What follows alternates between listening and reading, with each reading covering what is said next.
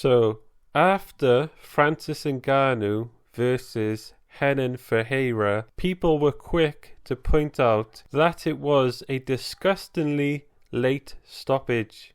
When it came to the point where not just Renan wasn't protecting himself at all because his hand had dropped from his face, but he had gone completely limp, flattened out, and Dan Mergliotta still never moved in. Francis was able to uncork another big shot on him while he was limp. Also, a lot of them were back of the head shots. Now, every ref can have an off day, but I want to give you two other egregious examples of not just bad reffing, but it makes you wonder if Dan has a malicious intent. It's so bad. First example, Stefan Struve versus Ben Rothwell. In this fight, Stefan was doing quite well. He was actually using his big reach amazingly for once. Then Ben Rothwell started kicking him in the balls over and over a bunch of times, to the point Stefan Struve was curled up on the floor in agony. What does Dan Mergliotta do? He goes up to Stefan, covers his microphone, let me repeat, covers his microphone. That just tells you he is doing something fishy, but we can still hear him. He tells Stefan, look, I'll take a point, you won the first round, if you keep fighting, you can win.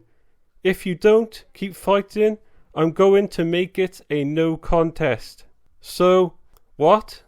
A referee convincing a fighter who had just been fouled multiple times to keep on fighting, not giving that fighter a DQ win after 3 fouls is bad, but if you tell that fighter they're going to get half their pay because it'll be a no contest, that's straight up manipulating them.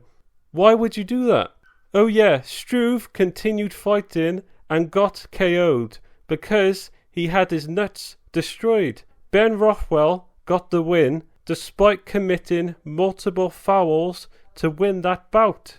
This is Dan Mergliotta's reffing. It makes you wonder what stakes he has in keeping the fight going.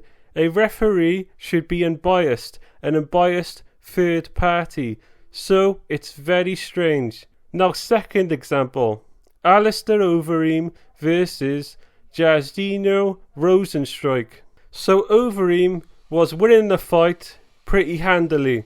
In the last 5 seconds, Jairzinho lands a big punch finally. Then he turns around and walks off. Walk off KO, right? The problem was Overeem wasn't KO'd. He had just got dropped and instantly stood up to show he wasn't KO'd. What does Dan Mergliotta do? Go up to Overeem after the bell rings to end the fight.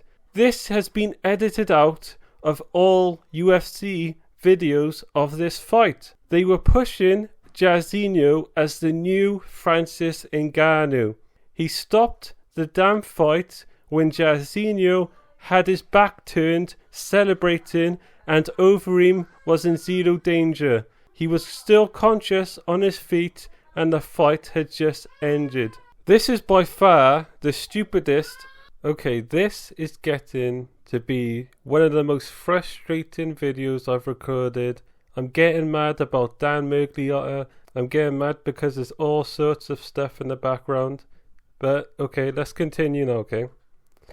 This is by far the stupidest refereeing I have ever seen in UFC history. It's bizarre, but MMA fans literally defend anything. They said Overeem had that lip cut I'll show on screen now, and it had to be stopped. That was the same lip cut Robbie Lawler had in his fight with Rory McDonald. And what? After the fight ended, Jairzinho was going to go over and punch Overeem's lip off. He was in no danger at that point. now you know why I hate Dan Migliotta. The guy is seriously inept. I don't think this guy is safe to referee. He just ruins fights, and in this case could have ruined a fighter's career. What if Renan Ferreira loses his chin? What if he has post-concussion syndrome? You don't know. It's not dancing, it's fighting. You only have one brain, and it's very easy to mess up your life from a head strike, especially Francis Ngannou. Anyway, that's it. I'm done ranting.